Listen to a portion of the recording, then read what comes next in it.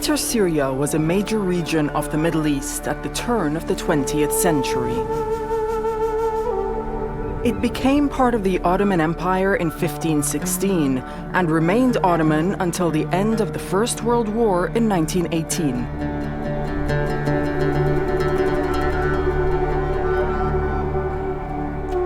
Greater Syria's southern province, Palestine, was an active part of the Ottoman world. Trade boomed in its commercial centers, which included Jerusalem, Jaffa, and Haifa. فلسطين كان فيها شعب نشيط، فعال، منتج، مفكر، مبدع.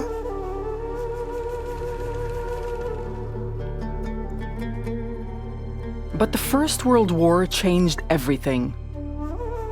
In November 1918, the Allied powers of Britain, France, Italy, and Japan defeated the Central Powers of Germany, Austria-Hungary, Bulgaria, and importantly, the Ottoman Empire. Britain and France conspired to divide Greater Syria to their best advantage. But they could not agree on the future of Palestine. So in 1920, the League of Nations put it under interim British control or mandate. Some Christian and Zionist Jewish writers describe Palestine as, quote, a land without a people. منذ قرنين وأكثر والحركة الصهيونية المسيحية غير اليهودية ابتدأت قبل الصهاينة اليهود بالادعاء إنه فلسطين لا يوجد فيها أحد، شراذم بدو، شراذم فلاحين، لا يوجد شعب ولا يوجد حضارة، لا يوجد زراعة، والإزاء والأخبار أنه لا يوجد شيء في فلسطين يستحق الذكر. هذا سبق حتى مولد هرزل هذا الكلام. But this film looks at the region in the 20th century from a different perspective. Here, historians and personal testimony by contemporary witnesses argue that, far from being an empty wilderness, Palestine was a vibrant Arab country with a developing commercial and community infrastructure. This is the other side of the Palestinian story.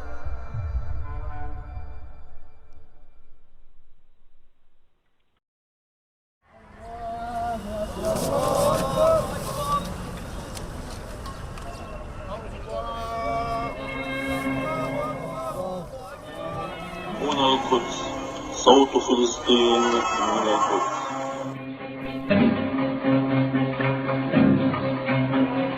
مستمعينا الأعزاء، أهلا ومرحبا بكم مع حلقة جديدة من برنامجنا.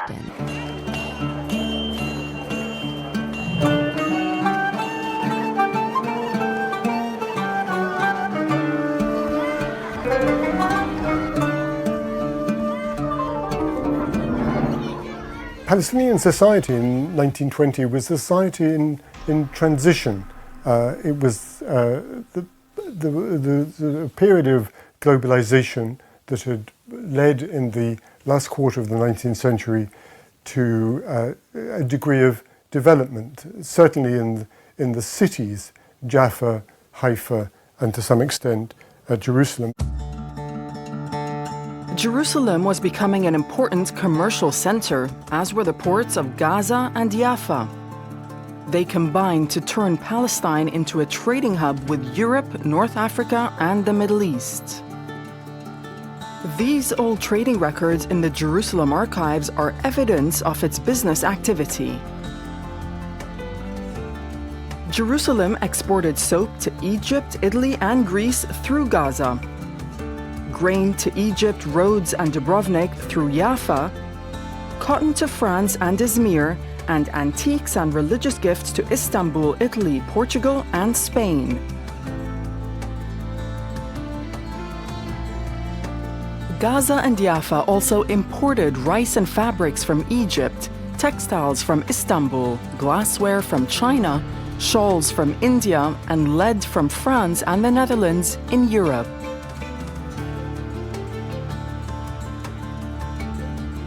Through trade, Palestinian cities kept pace with development in the rest of the world in the late 19th century.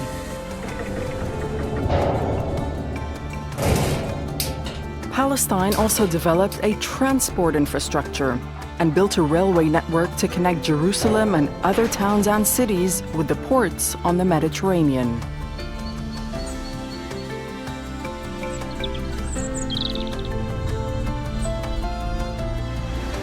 The opening of Jerusalem's main train station was a landmark event in this part of the Ottoman world.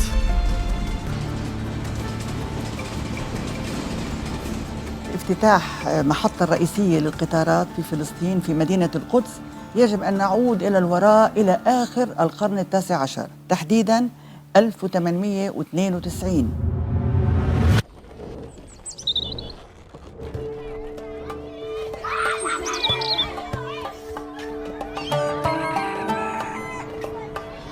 كان في الواقع حدثاً لا ينسى. جاء من الأستانة يعني من إسطنبول وفد يمثل الحكومة العثمانية على أعلى المستويات، وصل إلى القدس، وكان أيضاً طبعاً المتصرف، وكان أيضاً جميع السفراء والقناصل المتواجدين في مدينة القدس، والمدينة بأعيانها بعائلاتها، البسط، السجاجيد، كلها موجودة، وأيضاً الأطعمة.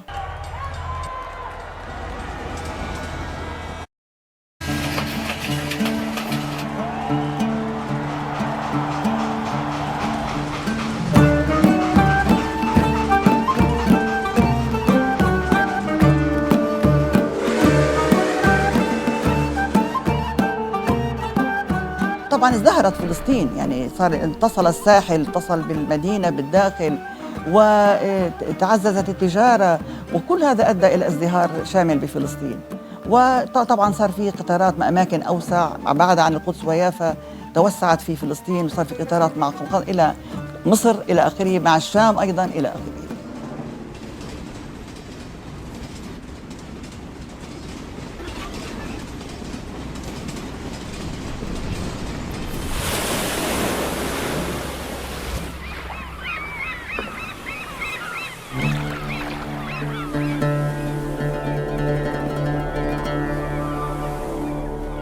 من النص الثاني للقرن التاسع عشر العثمانيين بقرروا يستثمروا في شبكة مواصلات كبيرة جدا تربط يافا في مناطق مختلفة من فلسطين، وبعدين النقل البحري بربط يافا في جزء من الدول العربية القريبة لإلنا زي لبنان ومصر، وفيما بعد كمان تدخل كمان سكة الحديد. صار ارتبطت السكة الحديد، كان في مجال الواحد يطلع بالقطار يافا حيفا بيروت دمشق، يافا غزة القاهرة. أنا سيدي مثلا كان يحب يسمع زجر، سيدي كان يجي على برج الساعة بيافا، ياخد تاكسي هو واصحابه، ينزل بشارع الحمراء ببيروت.